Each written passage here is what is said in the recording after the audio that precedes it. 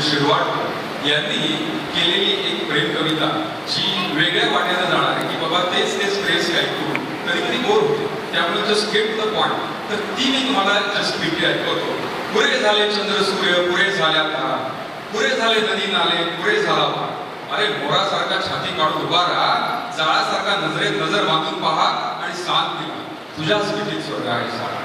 अरे शेवाळलेले शब्द आणि यमक छंद करतील काय, शेवाळलेले शब्द आणि यमक छंद करतील काय, डांबरी सडकेवरती श्रावण इंद्रधनु बांधतील काय. ढगातल्या उन्हाळ्यातल्या ढगासारखा हवेत राशील फिरत आणि जास्तीत जास्त 12 महिने बैल बसेल सुरत. नंतर तुलाच लगीन चिठ्ठी आल्याशिवाय राहील काय, डांबरी सडकेवरती श्रावण इंद्रधनु बांधील काय.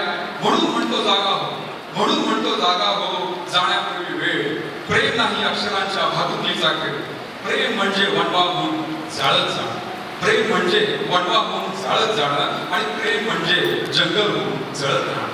प्रेम तर भिल्लासारखं वाडावरती खोचलेलं, प्रेम तर भिल्लासारखं वाडावरती खोचलेलं आणि मातीमध्ये उगून सुद्धा मेघापर्यंत पोहोचलं. या सर्व काळ्या कुसुमाग्रजांना आहे असं मी